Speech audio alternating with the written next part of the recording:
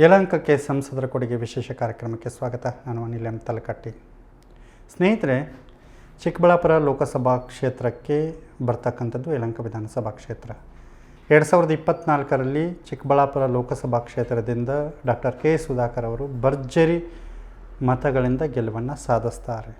ಅದರಲ್ಲೂ ಕೂಡ ಯಲಹಂಕ ವಿಧಾನಸಭಾ ಕ್ಷೇತ್ರದ ಜನರು ಅತಿ ಹೆಚ್ಚಿನ ಮತಗಳನ್ನು ಕೊಡ್ತಾರೆ. ಅಂದರೆ 80,000 ಮತಗಳ ಲೀಡ್ ಕೊಡುವುದರ ಮೂಲಕ ಹೊಸ ಇತಿಹಾಸವನ್ನು ಯಲಹಂಕದಲ್ಲಿ ಜನರು ಬರೀತಾರೆ. ಆದರೆ ಸಂಸದರು ಯಲಹಂಕ ವಿಧಾನಸಭಾ ಕ್ಷೇತ್ರಕ್ಕೆ ಏನು ಕೊಡುಗೆಯನ್ನು ಕೊಟ್ಟಿದ್ದಾರೆ?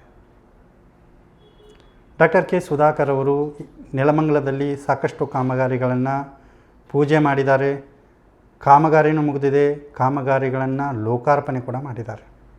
ಚಿಕ್ಕಬಳ್ಳಾಪುರದಲ್ಲೂ ಸಾಕಷ್ಟು ಅಭಿವೃದ್ಧಿ ಕೆಲಸಗಳನ್ನು ಮಾಡ್ತಾ ಇದ್ದಾರೆ. ಬಾಗೇಪಲ್ಲಿಯಲ್ಲೂ ಕೂಡ ಸಾಕಷ್ಟು ಅಭಿವೃದ್ಧಿ ಕಾಮಗಾರಿಗಳನ್ನು ಮಾಡ್ತಾ ಇದ್ದಾರೆ. ನಾವು ಕೂಡ ನೋಡ್ತಾ ಇದ್ದೀವಿ.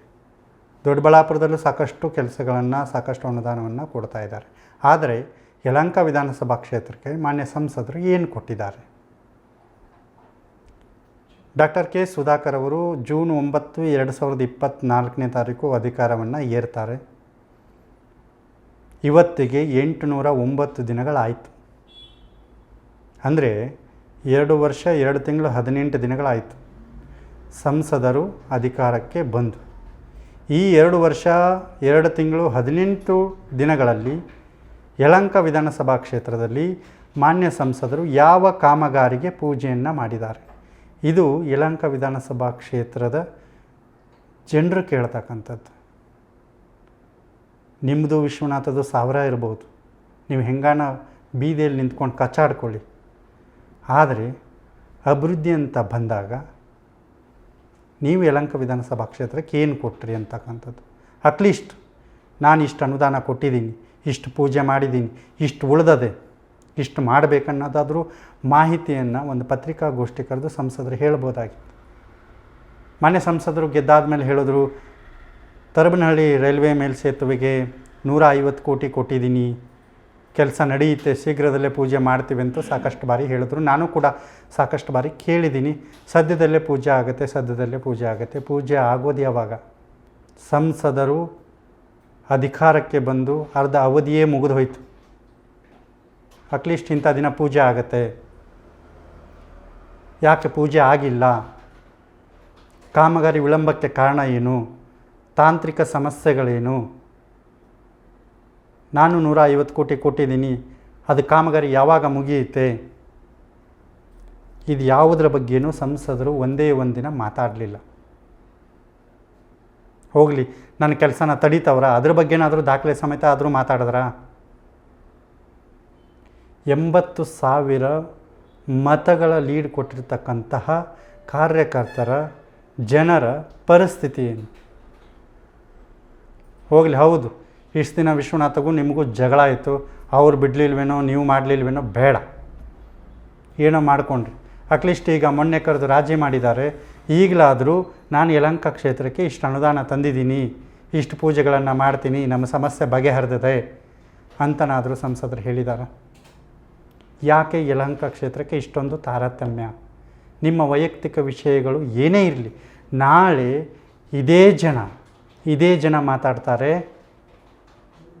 80,000 ಮತಗಳನ್ನು ಕೊಟ್ವಿ, ನಮಗೆ ₹1 ಅನುದಾನನೂ ಕೊಡಲಿಲ್ಲ, 2.5 ವರ್ಷ ಏನೂ ಮಾಡಲಿಲ್ಲ, ಇನ್ನು 2.5 ವರ್ಷ ಇದೆ, ಏನು ಮಾಡ್ತಾರೆ ಬಿಡ್ರಿ ಅಂತಾರೆ ಜನ.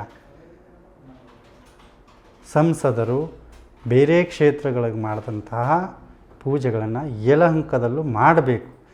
ನಿಮಗೆ BJPಯವರು ಅಷ್ಟೇ ಓಟ್ ಹಾಕಿಲ್ಲ, ಕಾಮನ್ ಪ್ರಜೆಗಳು, ಸಣ್ಣ ಪ್ರಮಾಣದ ಜನರು ಕೂಡ ಮತ ಹಾಕಿದ್ದಾರೆ. ಅವರಿಗೆ ನ್ಯಾಯವನ್ನು ಕೊಡಬೇಕು ಡಾಕ್ಟರ್ ಕೆ ಸುಧಾಕರ್ ಅವರು.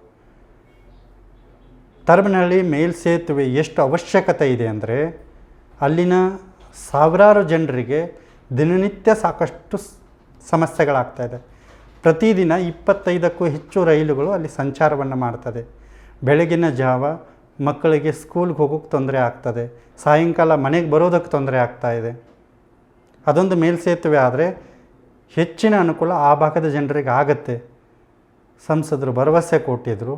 ಇದುವರೆಗೂ ಕೂಡ ತರಬನಹಳ್ಳಿ ಮೇಲ್ಸೇತುವೆ ಕಾಮಗಾರಿ ಕನಸಾಗೆ ಉಳಿದದೆ. ಅಟ್ಲೀಸ್ಟ್ ಹೀಗಾಗ್ತಾ ಇದೆ, ಇಷ್ಟು ದಿನ ಬೇಕು, ಅಥವಾ ಆಗುತ್ತೆ ಅನ್ನೋದಾದರೂ ಶಾಸಕರು, ಸಂಸದರು ಹೇಳಬೇಕು. ಆಗುತ್ತಾ ಇಲ್ವಾ ಕಾಮಗಾರಿ, ಅಥವಾ ನಾನು ಸುಳ್ಳು ಭರವಸೆ ಕೊಟ್ಟನ? ಇರೋದಿನ್ನೆರಡೇ ವರ್ಷ, 2 ವರ್ಷದಲ್ಲಿ ಕಾಮಗಾರಿಗಳು ನೀವು ಒಂದೂ ಮಾಡಲಿಲ್ಲ ಅಂದರೆ ಜನರು ಹಿಡಿ ಶಾಪ ಹಾಕ್ತಾರೆ, ಸಂಸದ ಸುಧಾಕರ್ ಅವರು ಏನೂ ಕೆಲಸ ಮಾಡಲಿಲ್ಲ ಅಂತ. ದಯವಿಟ್ಟು ಮಾನ್ಯ ಸಂಸದರಿಗೆ ನಮ್ಮ ಮನವಿ, ನಿಮ್ಮ ವೈಯಕ್ತಿಕ ಏನೇ ವಿಚಾರ ಇರಲಿ, ದಯವಿಟ್ಟು ಯಲಹಂಕ ಕ್ಷೇತ್ರಕ್ಕೆ ಎಷ್ಟು ಅನುದಾನ ಕೊಟ್ಟಿದ್ದೀರಿ, ಎಷ್ಟು ಕಾಮಗಾರಿ ಪೂಜೆ ಮಾಡಿದ್ದೀರಿ, ಎಷ್ಟು ಲೋಕಾರ್ಪಣೆ ಮಾಡಿದ್ದೀರಿ, ಏನಾಗ್ತದೆ ಅಂತನಾದರೂ ಹೇಳಬೇಕು. ನಿಮ್ಮ ಶಾಸಕರ ಜೊತೆಗೂಡಿ ಕೆಲಸವನ್ನು ಮಾಡಬೇಕು. ನೀವು ಇದೇ ರೀತಿ ಮುಂದುವರೆದ್ರೆ ಖಂಡಿತ ಜನ ನಿಮ್ಮನ್ನು ನಂಬೋದೇ ಇಲ್ಲ. ಬರೀ ಸುಳ್ಳು ಭರವಸೆಗಳನ್ನು ಕೊಟ್ಕೊಂಡು ಹೋದರು ಸುಧಾಕರ್ ಅಂತಕ್ಕಂಥ ಒಂದು ದೊಡ್ಡ ಆಪಾದನೆ ಸುಧಾಕರ್ ಅವರ ಮೇಲೆ ಬರ್ತದೆ. ಬೇರೆ ಕ್ಷೇತ್ರಗಳಿಗೂ ಮಾಡ್ದಂಗೆ ಯಲಹಂಕ ಕ್ಷೇತ್ರಕ್ಕೂ ಹೆಚ್ಚಿನ ಅನುದಾನ ಕೊಡಬೇಕು. ನೀವು ಸಾಕಷ್ಟು ಬಾರಿ ಹೇಳಿದ್ದೀರಿ, ನಾನು ಸಾವಿರಾರು ಕೋಟಿ ಅನುದಾನ ತಂದಿದ್ದೀನಿ ಅಂತ. ಆದರೆ ಇದುವರೆಗೂ ಒಂದೇ ಒಂದು ಕಾಮಗಾರಿ ಪೂಜೆಗೆ ತಾವು ಬಂದಿಲ್ಲ. ಒಂದೇ ಒಂದು ಕಾಮಗಾರಿ ನೀವು ಪೂಜೆ ಮಾಡಿದ್ರೆ ಬೇಡ, ಬೇಡ. ತರಬನಹಳ್ಳಿ ಮೇಲ್ಸೇತುವೆ 150 ಕೋಟಿ ಕೊಟ್ಟಿದ್ದೀನಿ ಅಂತ ನೀವೇ ಹೇಳಿದ್ದೀರಿ. ದಯವಿಟ್ಟು ಅದರ ಕಾಮಗಾರಿ ಪೂಜೆಯನ್ನಾದರೂ ಆದಷ್ಟು ಬೇಗ ಮಾಡಿ. ನೀವು ಹೇಳೇ 2 ವರ್ಷ 2.5 ವರ್ಷ ಆಯಿತು. 2 ವರ್ಷ 2 ತಿಂಗಳು 18 ದಿನಗಳಾಯಿತು ಇವತ್ತಿಗೆ ಹೇಳಿ. ಇದುವರೆಗೂ ಕಾಮಗಾರಿ ಯಾವ ಹಂತದಲ್ಲಿದೆ ಅನ್ನೋದು ಕೂಡ ಯಾರಿಗೂ ಮಾಹಿತಿ ಇಲ್ಲ.